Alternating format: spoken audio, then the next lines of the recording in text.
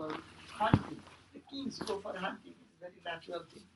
And in hunting, when he went, he ultimately going here and there, ultimately become exhausted. And then into the dense forest he entered, and he was thirsty and hungry. So he was asking for some water, what to get. And finding here and there, he found that there is one beautiful, nice ashram, a sage, some sages living here and there. So he went to one of the doors of the sages. Sages are that, they have their family, wife and husband, they will be there, but secluded from the society. So he was now meditating, that their lifestyle was like that. And this king went and she wanted some water, drinking water. He appealed very politely. Parikshit was a great king of India. He was a grandson of Sri Krishna. Na? Abhimanyu. Abhimanyu, this is correct. It is that Abhimanyu is what? Arjuna's son. So Arjuna's son. Anyhow, so Subhadra is the brother of Krishna. Yeah. I'm getting on. So Gandharva. Krishna's sister is Subhadra. And then her son. That is the name of. Anyhow, King Parikshit was in the lineage of Krishna. Like anyhow, don't go to the detail, we will all forget. Anyway, I forget. No, but it is very interesting. I recently read it there that when Parikshit, he was in mother's womb, that time they wanted to kill everybody. From there. So Krishna is the one who saved him in Uttara's womb when he was. So he had that memory of that glow, some light is saving him. So when he was born also all his life, he was remembering a man with the glow is around him and saving him always. So when Parikshit was meeting Shuka, then Bhagavatam, then he said that tell me the story of that man who is always saving me. That is how this Bhagavatam, the Krishna who always saved him. That's beautiful. So he was born and then he became gradually the king. And he was the most benevolent king of India. And he was so humble. He went, he's the king of the country, is going begging little one glass of water. But the sadhu, the holy, not the sadhu, the sage, he was in meditative mood. He was totally absorbed inside. And then he didn't hear. One time the king politely said, could you please give me a glass of water? I'm very thirsty. Please, please. No response. Second time, third. And naturally, he got a little angry. Parikshit. And she said, oh, you are a yogi, no? You are so absorbed like Lord Mahadeva, Shiva. Huh? So Shiva wears a snake. So he found a dead snake somewhere and put it in his arrow and put in the like a mala garland in the chest of what you call the rishi, the sage, and that was over. And then he left. Parikshit left. But this when he woke up, he found that his son has come back. He was playing with other children maybe, and suddenly saw the snake around his father's neck. He got very angry. He said, what? My father is such a great soul and some person has the audacity to put some garland. I am a garland of snake. I curse him in such that he will die by the bite of this snake within 7 days. And this message gradually reached Parikshit and he felt repentant and he said, oh my God, why did I do that? He was a sage. He was absorbed in samadhi or in deep meditation. And I got angry and I did this snake. It's not good. So, okay, my duty is done. I was the king enough. Let me give up all responsibility. He went back, gave all the responsibility to his son or somebody to take the charge of the kingdom. And then he went to the forest. To just 7 days left for life. It's a very serious thing. Suppose somebody tells us, till we hope we'll leave. Eh? Somebody says you will die within 10 days. What shall he say? We'll go to doctor to put this and put that, and then to continue, how can I live more and more and more? I don't want to die. I don't want to die. Opposing to that, he said, I have left only in my life 7 days more. So let me now spend all these 7 days in the light that covered me all the time, that divine. Please, who can tell me about that story? So he went. As he went, he was such a king. The whole good people of the society, hey, Bimal, come. Uh, all the people who came, come here, sit here, or here. Here you can. Right here. Here's fine. Sorry. He's coming from Santa Barbara. Today all are coming because of the Swamis. Oh, Thank you for the, Uh, and So- the comfort of the reception. Sorry. so what happened then? Then the whole flock of people, good people of this society, the saintly people, holy householder people, all flocking around. No, no, no, please leave us. Don't leave us. If you go, what will be our condition? You are like father to us. But all the saintly people and requested to come, but no, I'm going. So he entered into the forest. And then he said that don't talk anything worldly now. I want to hear about the Lord and Lord alone. And then everyone is very calm and silent, big, a grave atmosphere has been created. Suddenly, this Sukadev, he was eternally free. He was called, as Ramakrishna said, the Paramahamsas are like children. They play like a child and they have no innocence in their. There is no touch of blemish of the world has touched ever. So she was coming with few similar young children, and they are making some loitering noise and seeing that. But Parikshit knew who is Sukadev. Seeing from a distance, he stood up with honor and requested him to come. And he came and he prostrated before Shukadeva, said, Sir, this is my 7 days left for my life. I want to hear about Krishna, who has protected me all through my life. Please, how he was born and his glories. That is the way the Bhagavat Shukadev narrated. Went on, and Parikshit put the question, and in response, Shukadev responded. This question and answer between Parikshit and Shukadev is the Bhagavat. But that Bhagavat contains the story of Krishna, the philosophy of Bhagavat, and all the highest teachings which it mixes with. Though Vaishnava devotees make it a special book for themselves, but it is universal. It is Vedanta, it is yoga, it is karma, it is everything is there. So that is the way the Bhagavat came up. And when 7 days was coming to an end, 7 days, day and night, the conversation is going on. It's a huge book, 11, 13 volumes are there. And that is the real Bhagavat. It is only culled from there, still little here and there. And then this Sukadev then wanted to leave because he does not want to see that Parikshit will be bitten by snake and this and then die. Then he said, have you any other question? Parikshit, have you any other question? Then he will say, no, sir, by your grace, I have gone beyond all questions.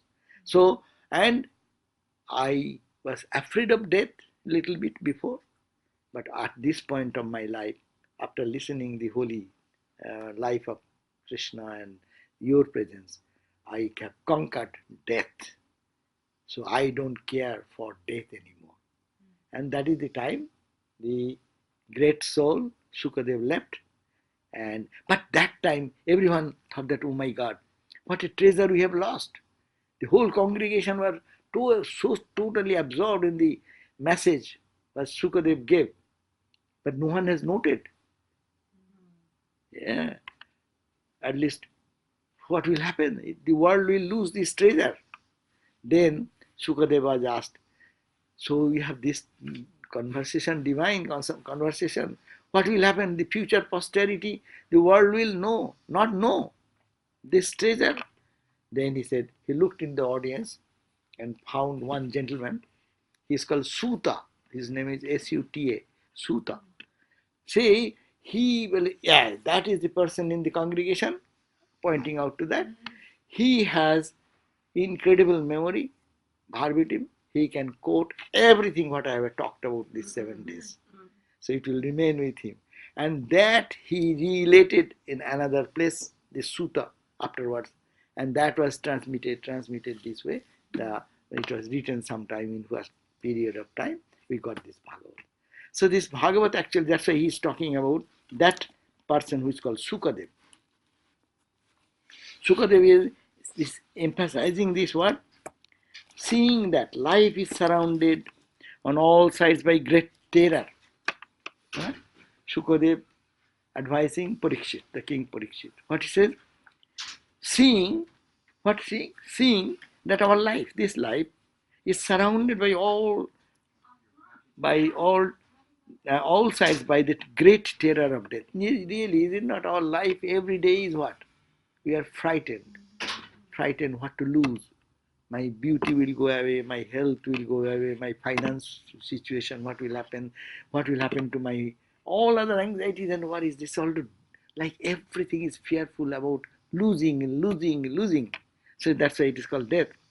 Who, having the power with the powers of observation and reflection, would not worship the feet of Sri Hari, whom even the immortal gods adore. What the question? We are mortal. We human beings are mortal because we die. Gods are called immortal. They don't die? No, they die, but they live longer. In comparison, we call immortal. Immortal is Brahman only, which has no birth, no death, that is absolute Brahman. But when they say like that, you have to understand, he's talking about the relative immortality.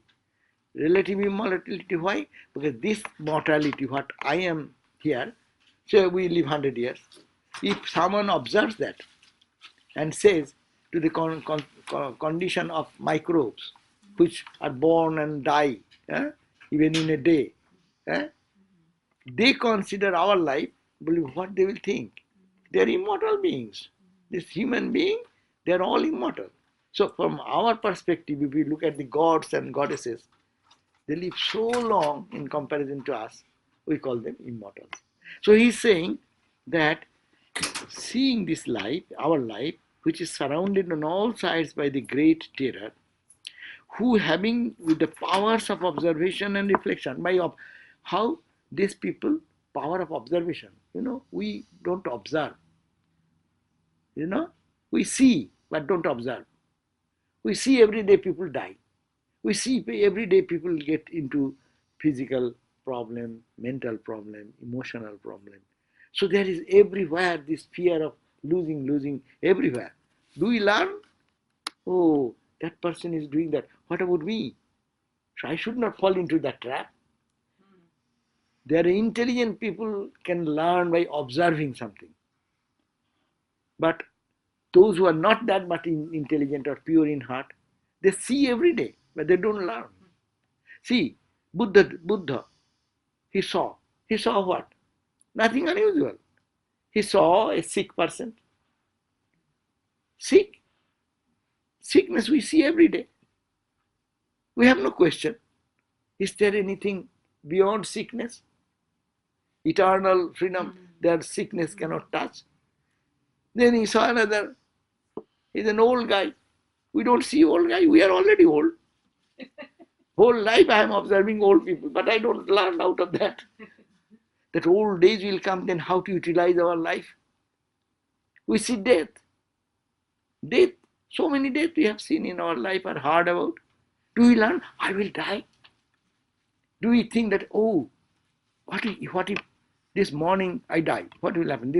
Today, this is the last day. Who knows? This may be the last day. This may be the last class. Who knows? But we never learn. We think, I will live. Oh, that person is dying. Okay, that is okay. But I will live as long as I can. No? So that's why observation, those who learn by observation, who having the powers of observation, they see, and reflection, then think about, what about me? This is happening in the world. Old age, 6 changes of the body. Asti jayate, bardhate, viparinamate, apakshiyate, mrityu. These are the 6 stages. Jayate. Eh? Asti. Asti means the baby comes in the womb, mother's womb. Existence first. Then jayate, baby is born. Jayate. Bardhate, goes into the gradual development of the body, and it becomes gradually crawling boy to or girl to little what you call youth, towards youth, and then reaches youth, and then declines, old age or some that comes, and then one day the body goes away. These are the 6 changes of the body. We observe that, but we don't learn out of that. But it is said, would not understanding, those who have the power of observation, those who have the power of reflection, so will they not think of the feet of the Lord Hori? Will they not think of God? Simple thing. Feet of Hori is sometimes difficult for Westerners to think about. What is the feet special about that? Really, we make big horror. And really, if our Western friends don't understand something, what? So if you keep a piece of paper on my shoes, I'll be angry with you very much. Why? For a piece of paper, what is there? No, piece of paper, there is something written. And what is written, it is Mother Saraswati. You are putting Mother Saraswati at my feet? But it is not, it is in the Eastern mind. We think in this way. But in the West, we are not concerned about that. We never taught that way. But that's why in Eastern mind, always say, at the feet of the Lord, at the feet of the Lord, at the feet of the Lord. That's why sometimes it will be difficult to understand what is the feet special about. Meaning, at the taking refuge in the Lord. That is the thing. But think of God more intensely. So, who will be there who is intelligent and not pay attention to this, to offer their love and reverence to God?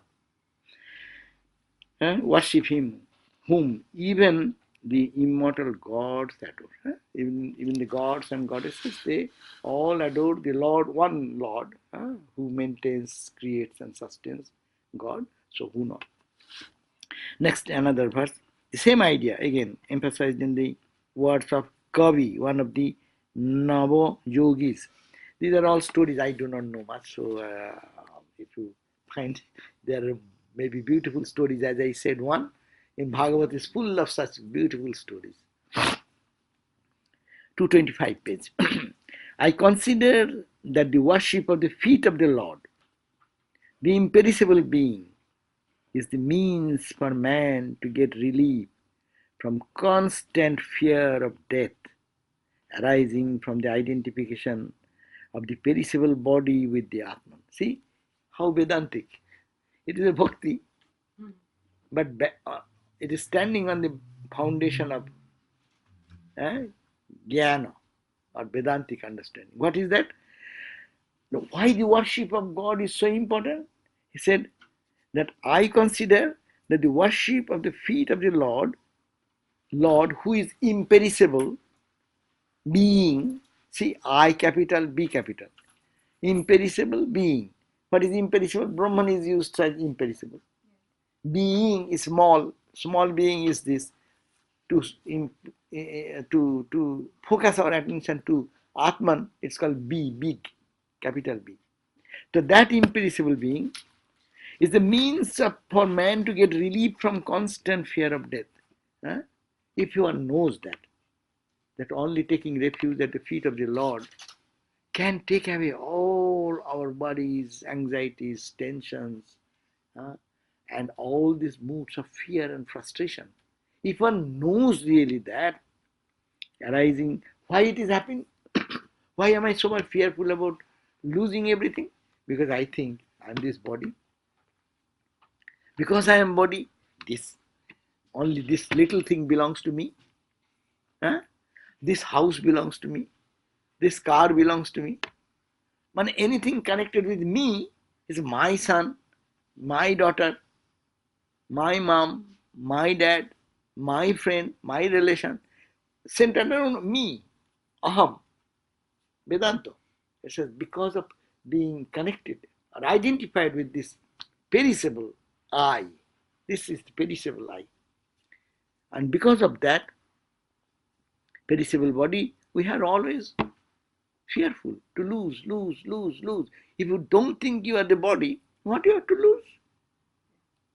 If we don't think that I am this limited personality and I am that infinite, or God is the only reality, this is a fleeting thing, it comes and goes.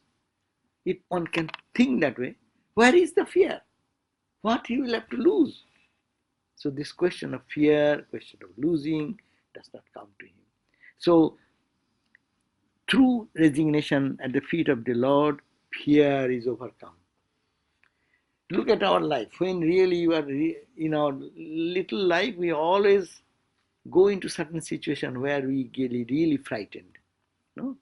But if one can think that there is a divine personality, as Parikshit was thinking, from the very birth in the womb of the mother, he is feeling that a shield of light or consciousness or power is protecting. If you feel like that, so how will be your life? It will change our whole life. We become morose. We become really clouded in our face. Why? Because of the anxiety. You see, that's why the children's face is always smiling.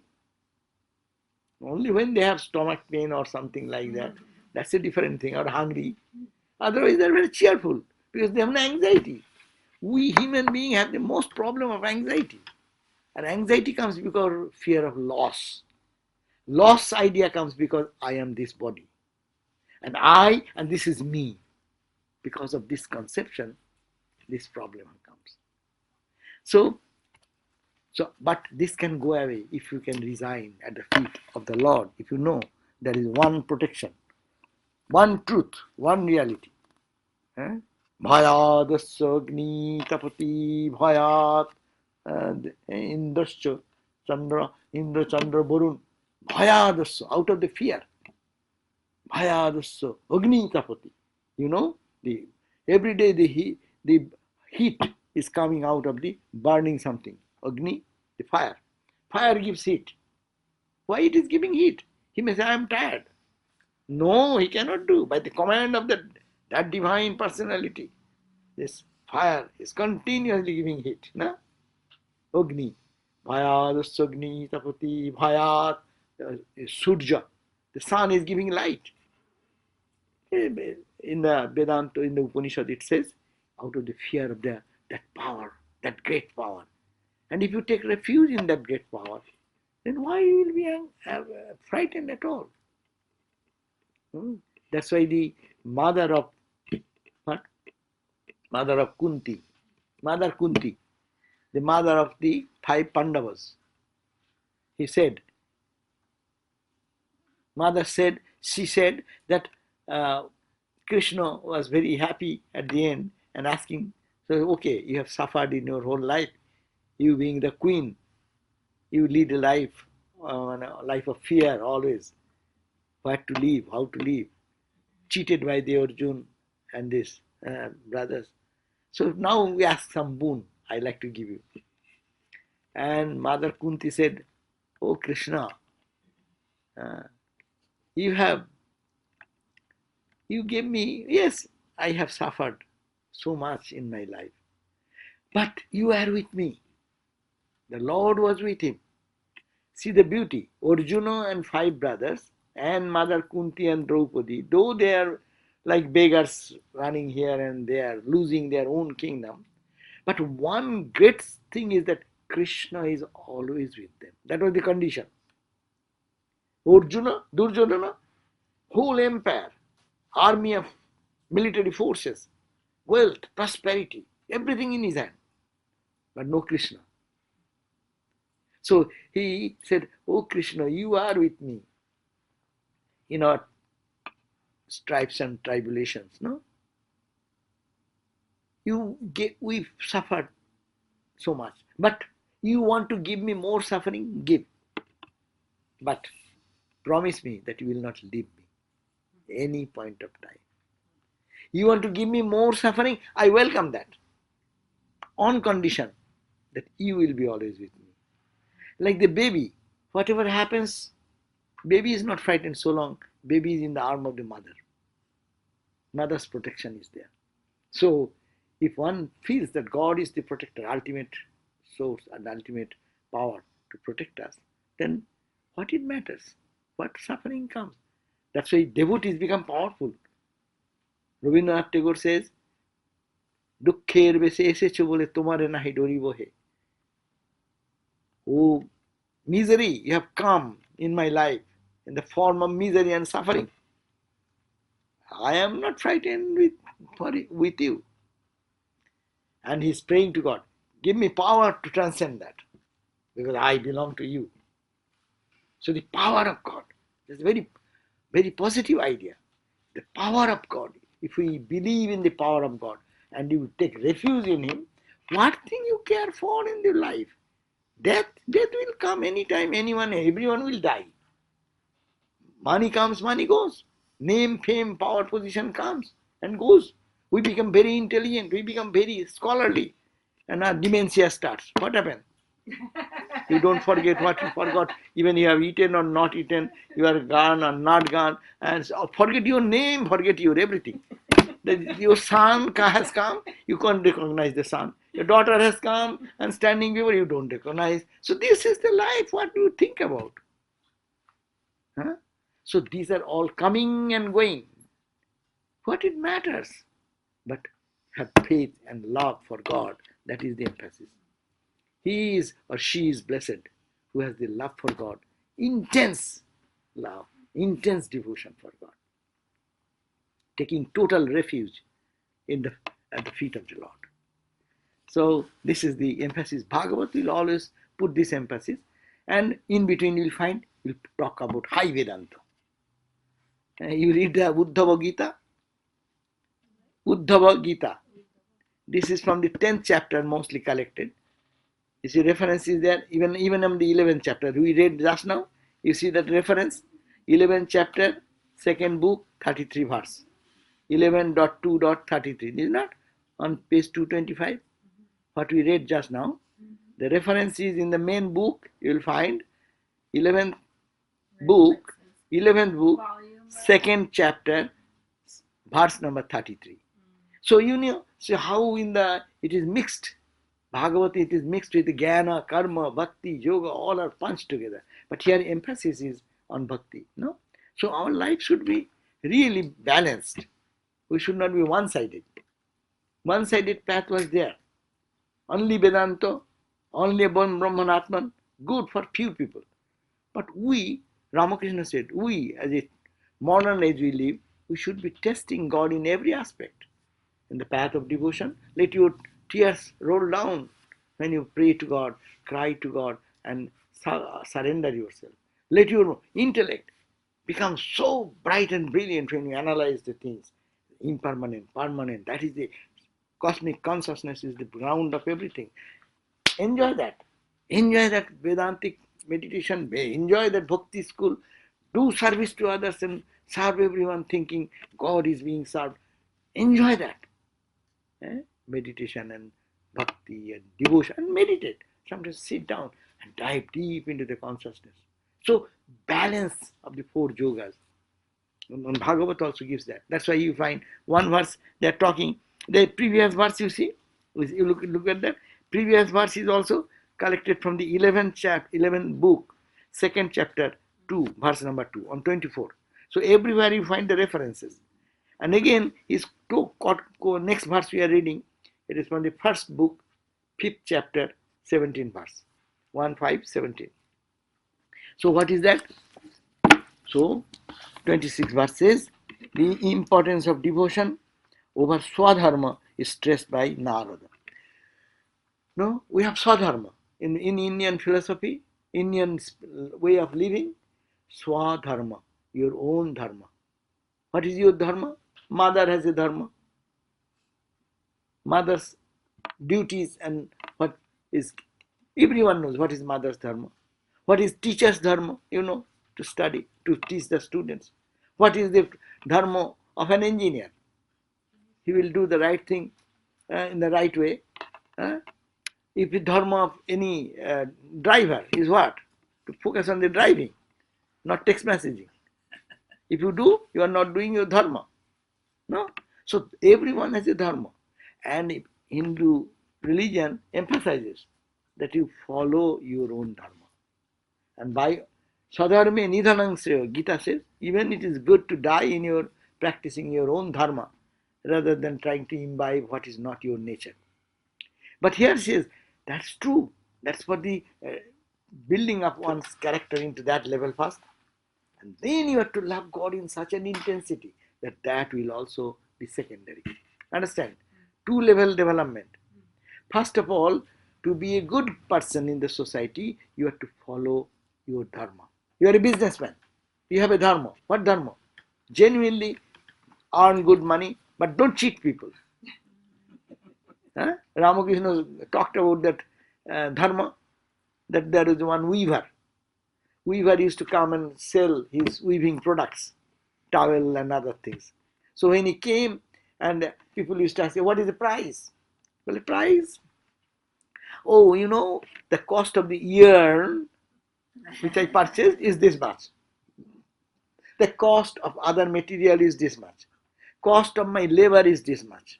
And this much is my profit. So this is the price. This is called the honest business. Dharma. I need money. I am doing business. Yeah, I will have to maintain my family. I am not here for charity, but to do honestly. So that is businessman's dharma. A physician's dharma. To treat the people who are in difficulty with the knowledge, best of the knowledge. No. And now you go to poor countries, even I don't know in this country also, India is also becoming like that. You go for little something, you don't need those tests. They think, oh, some may sue us in this country. The problem of suing India. Out of that, making that as a ground, you ask him to go A to Z, all tests. You don't need anything, but you are only bothering the poor guy who cannot afford to have the treatment. So this is not your dharma. Doctor's dharma, teacher's dharma, everyone's dharma. But to make the good society, you need this thing, swadharma. But swadharma alone is not good, not the end of journey. You are a good person, you are doing honest living and everything, but rise above. That's why it says swadharma. A man who has abandoned swadharma and taken to the exclusive service of Hari's feet may, out of his immaturity, have a fall or fail to achieve the goal before death. Page 225, 26 verse. But what evil can befall him thereby, and what high end can a performer of swadharma achieve if he is devoid of devotion? If he has no love for God, what it matters? You are honest, you are sincere. This is for your glorification. People will say, hey, he's a good guy. People will praise you. You are so charitable. You are so honest, so loving. So that much blame you will, praise you will get. But if you love God, what will happen? You will get liberation. No? So that is much higher than even the principle of swadharma. Swadharma, without swadharma, you are not a human personality. You are not a good person to live in the society. You are a cheat. You are a mean guy. You are dishonest. So you are not fit to be in the cultured society. But people full of those in the society. So for them, swadharma is the good principle. Gita has emphasized. Hold on to your swadharma. Do whatever happens. Monks have their own swadharma. Householders have their own swadharma. So follow where in the whatever position of your life you are there, follow that dharma. Add it with bhakti. That will excel you from the cycle of birth and death. So, Can you change your swadharma? you change swadharma means that what is your nature? Normally, Arjuna swadharma wants to go for fire, like go for the war. That is what Krishna said, that you are Kshatriya, you have to go for war. But now he says that no, I want to be a sadhu, and then that was out of fear at the point of war. That is you are deluding yourself. You know you will fight. You from this childhood to learn archery and all these things, whole life you did that. And you also took and told, "Oh Krishna, take my chariot, let me see to whom I shall fight. I shall know who is standing what position and who is where." You that with this momentum you are moving, and suddenly seeing this all this my softness in the mind and your faith or your weakness of the mind. Had you been you're changing your sadharma really, you never have indulged into that fight. Okay, I will go outside of the country and beg my food anywhere. But no, that time you came back to fight. And at the point of triggering the gun, you said, "Oh, ho, ho, so many people, I am become a monk."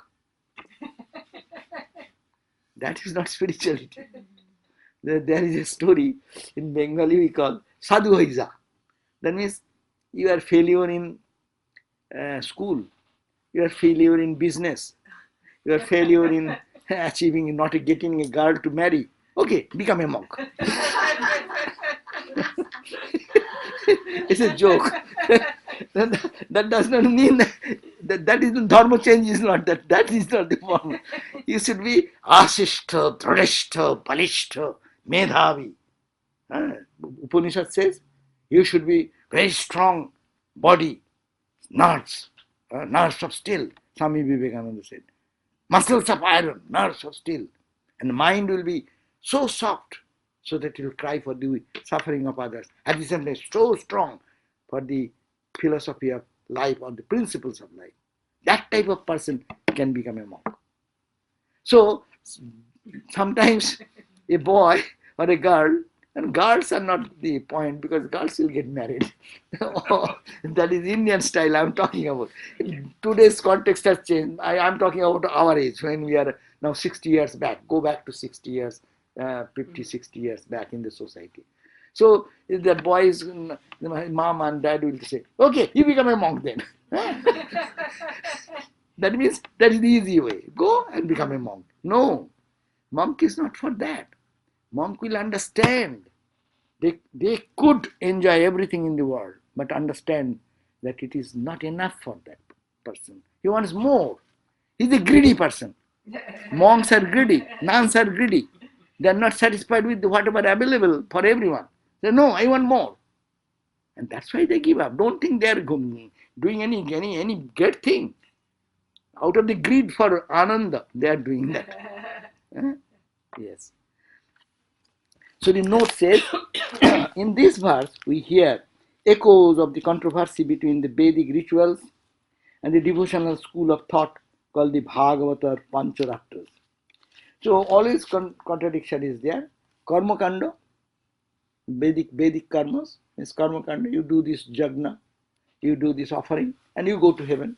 You achieve that, and that is why righteous living will lead you to that point. These are the ancient idea. But another is love God, see God, feel the presence of God. That's another way. So there is a contradiction, two paths. One leads to the sarga, heaven, another leading to the liberation. So the performance of swadharma, as we talked about, our own dharmas. Vedic time their dharma was different, but modern age everyone can be following their own dharma. The Swadharma means own dharma consisted, according to the orthodox Vedantists or Vedists, in the meticulous performance of daily rituals like Agnihotra, Sandhya, etc. and occasional rituals like Sad, Shraddha, etc.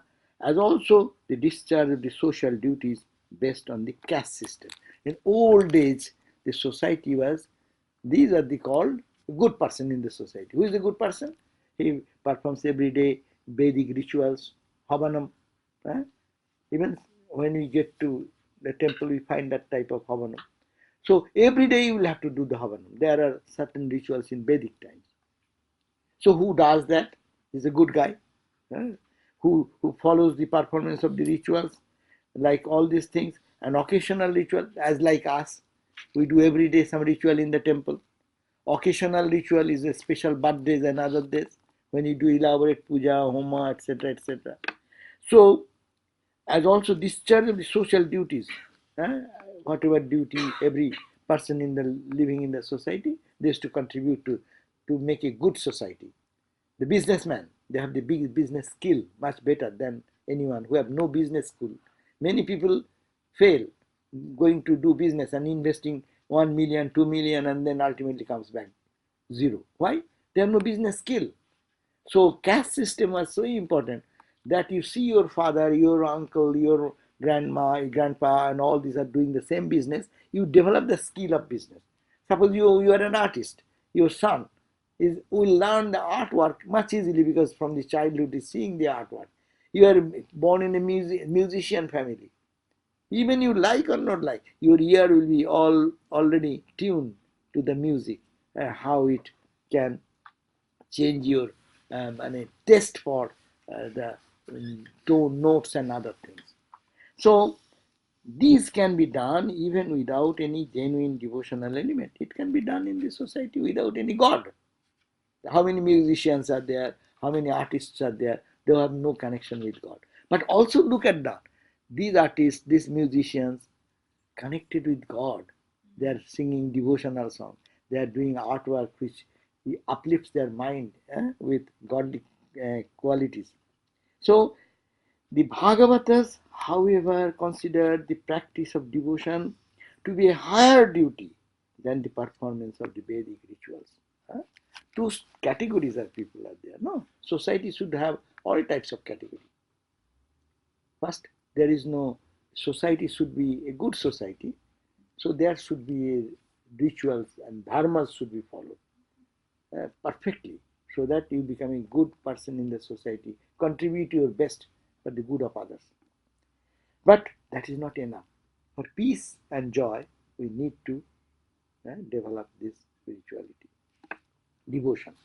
The old thinkers held that Swadharma saves one from moral fall and degradation.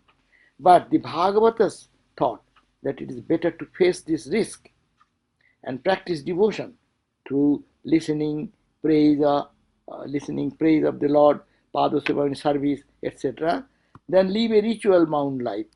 And Ramakrishna also said, rituals, Swami Vivekananda said, these are doctrines and dogmas, rituals and forms. They are but secondary details. They are necessary, but not primary. Primary is to be free. The goal is to realize what is called the divine within. Each soul is potentially divine. The goal is to what? Goal is to what? Realize God. Goal is to, the Swamiji's own language. The goal Manifest the divinity within. Manifest the divinity. Goal is to manifest the divinity. Everyone there is a divinity. The goal is to manifest that divinity by work, by worship, by psychic control, by philosophy, by one or all of this, and be free. The goal is to be free by following the path of devotion or knowledge or meditation or karma, whatever you like. But that is the goal. So that emphasis is to be given. Ramakrishna did this ritualistic worship. He was doing ideal puja, best puja, worship time, and he was so absorbed. Even the landlord and landlady, they all got so much absorbed and was pleased seeing Ramakrishna's puja. But he could not perform any more puja. He's going beyond ritual. You start to go higher up, first be perfected in the one state, and then go beyond when you will not be able to pay attention to the ritual, rather love of God consumes you, sucks you. But what the old thinkers that say Swadharma is to the high, Swadharma saves one from moral degradation, but the Bhagavata says that it would be better to face the risk of practice of devotion by this process than live a ritual-bound life. If at all a bhakta falls, he will be corrected by the power of the sincere devotion. Suppose in practice you fall from the ideal, but your devotion will take you, uplift you, because God will lift you up. Besides, in the next birth, he can start from where he left. In the Bhagavad Gita, which is also a text of the Bhagavad school, a reconciliation is effected between the discharge of Swadharma and devotion by the theory that all one's action should be done as offering unto God. Okay, so we end here and we can go for a cup of tea.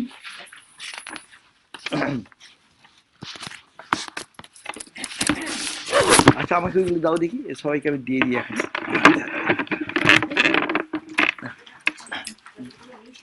হ্যাঁ এটা দিয়ে দাও এই যে you have a Durga You're going away tomorrow? tomorrow Yeah, we have to go and talk to হ্যাঁ them. এই ওটা Linda ওর না Linda loose It's not me. হ্যাঁ এটা give it to her দুর্গাকে gift I already gave it. আরে ওইটা দিয়ে দাও লিন্ডাটা Linda. হ্যাঁ আচ্ছা by the by I will be going tomorrow out and then I'll be back on